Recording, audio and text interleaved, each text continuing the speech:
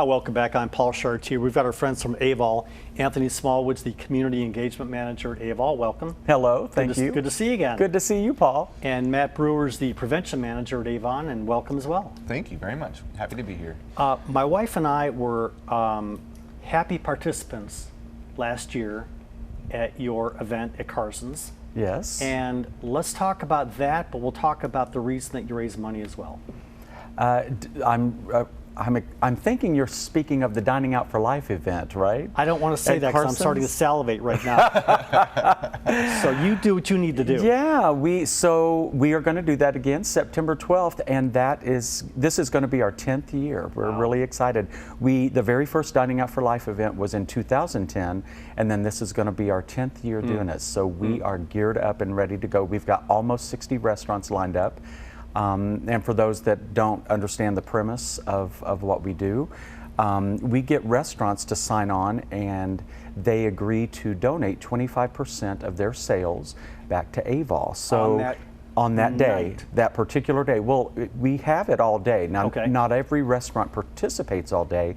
We have some that do breakfast, lunch, and dinner all day, but some will just do lunch, some will just do dinner. So it's really important to go to the website and make sure that you are participating at a time that the restaurant is participating. But it's the simplest way in the world to donate to AVOL, because you just go out to eat. Get a great meal. Get a great meal at one of our participating restaurants, and then 25% of that comes back to us. We also have ambassadors there that, and you'll recognize them. They'll have the new black AVOL aprons on this year with the new logo embroidered on. And they will be there with donation envelopes. And if you'd like to give more than just the 25% that comes off your ticket, then you can do that as well.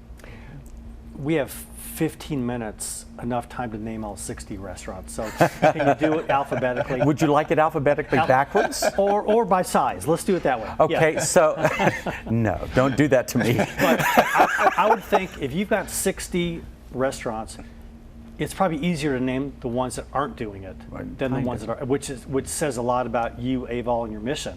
Yeah. That you've got that much support from the community. And that's exactly right. We have some restaurants that have participated the entire 10 years. You know, 3rd Street stuff. We have, gosh, I've got it all written down, but I don't have it all memorized. But we've got some restaurants that every year they just come back to us and say, oh, of course we're doing it. You don't even have to really ask, just sign us up. And you know, restaurants get beaten up by every organization, nonprofit, fundraiser because people think it's easy, but you know, they work hard in what they do, and to have loyalty like that is rare and says a lot about you. It's really huge, and it's not just about whether or not they want to participate. They really believe in the mission of AVOL, which is working to end HIV in Kentucky. We have the technology now. We have the, we have the tools that we can make this happen. But as with everything, it takes money. So when they believe that deeply in our mission, restaurant profits are not always huge. The profit margin's not huge. And so it's very generous, and we don't take that for granted. We appreciate every restaurant. We have fast food restaurants all the way up to fine dining restaurants that participate. We'll give the website in a minute. Matt, you are on the prevention side. Yes. Talk about, and I've heard that we're maybe on the cusp of something great happening permanently. What's going on? So with the advancements that we've made today, we actually have the potential to end HIV, not only in the Commonwealth, but in the nation, worldwide, with medications that have come around. The CDC in 2016 actually said that a person who is undetectable, that means that they're living with HIV, that they're taking their medications, and they suppress their level to such low level that it can't be recognized, that they are unable at that time to not transmit the virus to anybody, regardless of whether they are using any form of protection or not. And then there's also a medication now, pre-exposure prophylaxis, which is used to keep people who are negative. So if they, it's really good for someone who's dating someone who's HIV positive or married to someone who's HIV positive. They can have a normal, healthy sex life and not spread the disease, not contract the disease. We've come a long way in that regard. What are some of the barriers? You're on the cusp, but What are you facing every day at challenges at AVOL? One of the biggest things that we are facing right now is just people don't know their status. A huge portion of people who are living with HIV don't know that they have it, about 1 in 4. And that's going to be the biggest thing that we have. It's like if they're not in treatment, they're spreading the virus to anybody that they are, not everybody they're coming into contact with, but sexual partners, injection drug use partners, things like that. That's going to be the biggest risk factor, I think. And then also just access to PrEP. Truvada is quite expensive. There are a lot of financial assistance programs out there, but still it can be quite expensive for certain people. So for the 3/4 of the people that are out there that have it, that don't know it, AVOL is available how? Well, we offer all sorts of testing. We offer HIV testing, which takes only 1 minute to get your results. We also do hepatitis C testing and STI testing, including gonorrhea and chlamydia. And then from there, we link people into the resources that they need, whether it be medical treatment, drug treatment facilities, meal services, domestic abuse shelters, things like that. So we're kind of the starting point. We one stop Yeah. to get to all these tentacles. Correct. Yeah. So we're like a referral source, more or less, at that point. How do they call you? Do they go to your website? Can you give both? We do both, actually. So we have walk-in testing hours every Monday, Wednesday, and Thursday. And where are you located? We are at. What are we? 365 Waller Avenue. Suite 100. Yeah, and the testing is at Suite 120. Yes, Suite 120, and Okay. it's Thursday is from 3 to 6. Monday and Wednesdays are from 3 to 8.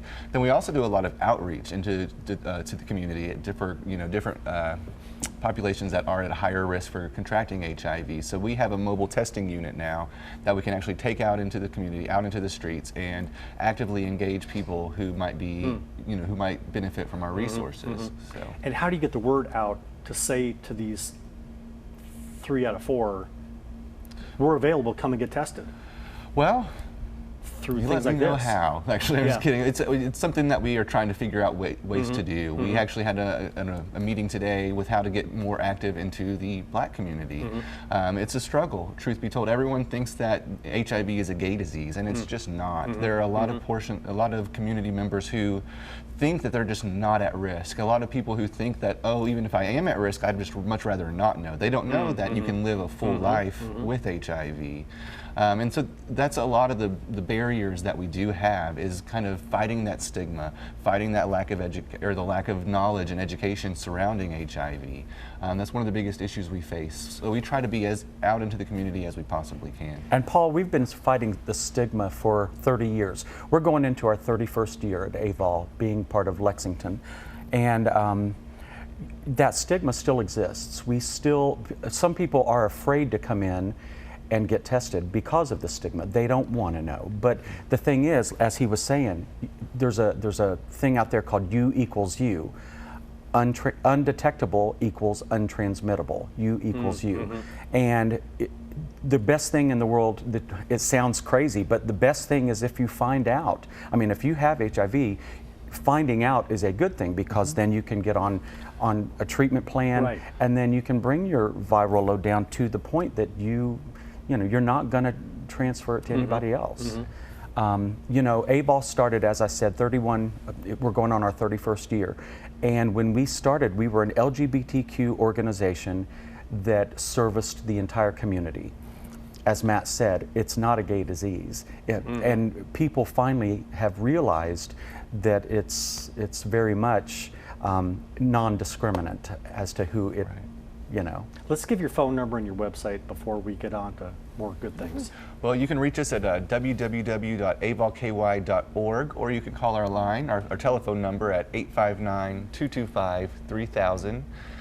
If you want testing, I'm at extension 30. If you want to volunteer, you can dial extension 1029 and you're 1030. That's right, yes. That's right. 1030. And who's quarter to 11? Give your phone number one more time. 859-225-3000. We talked about the fun ways to raise money, and Matt, you mentioned housing and shelter, and I know that the Hope Center has their own shelter. I know Chrysalis House does. These pods are being set up. Would something like that benefit people in the AVOL world? Oh, absolutely. I mean, if you think about it, we just talked about you equals you, but if you're worried about where you're going to stay tonight, where you're going to sleep, are you really even concerned about taking that medication? You know you have HIV, but you don't have a food to put on the table. Mm-hmm. You don't have. You're sleeping in your car. Mm-hmm. Your medication is not a priority at that point in time, and so therefore you are putting yourself and others at risk. So it would be. That's why we have our client services, and they help out with different, paying mortgages, rent, things like that, to the best of our abilities. But without stable housing, the success rate for treatment is much lower without stable housing. And there's a new need for housing now. Mm-hmm. When AVOL started, AVOL was an organization that helped people die with dignity. Mm-hmm. We made sure that people had food, that people were there to hold their hand as they were suffering, and people were dying from the disease. Now people are living with the disease and living full lives. So now we're in a situation where we have people drawing Social Security that have had HIV for years, but they're thriving. Their life is thriving. So it's no longer the death sentence. Right. Now we have senior citizens who have serving seniors living with HIV is a whole new ballgame. So now we have a whole new housing need. Mm-hmm. If they're still fighting the disease, there's still a great expense that goes with that. They need some housing assistance sometimes. So we're trying to, shall we say, move in those directions, and there are projects in the works that we're hoping get the proper push and push us over to where we can take AVOL to the next level. Yeah. If someone can see the light, I vote yes. Thank you. We've got a couple minutes. You talk about some fun things that may be happening to promote dining out. What kind of things can you share with us? Well, we always have a kickoff party the Monday before, so that takes place at Carson's. The morning of Dining Out for Life, for those that want to get started early, they can be at Lexington Diner at 7 a.m. and we're all going to go Facebook Live at 7:30. Oh, fun. Good. And everybody using their phone and talking about it and getting everybody hyped up and ready. You can go out to eat 3 times that day, breakfast, lunch, and dinner, and you've just donated 3 times to AVOL. So it's going to be a fun day. And then we have an after party at Soundbar. And that takes place at what time? The after party, I think, starts around 10:30. Yeah. We usually get there about 10. And people are so tired it ends at 11:15. It's just 15 minutes of just going crazy. Anyways, going crazy, now you got to go home or sleep right on the couch. I wish it was that easy, Paul. People have no idea the effort that goes into this. And the previous people are helping people with transportation by providing shoes. You're saving people's lives and giving them dignity. And if you would, Anthony, one more time, or Matt, give your phone number and your website. You do it. The phone number is 859-225-3000. And our website, you can go to our website, is avolky.org.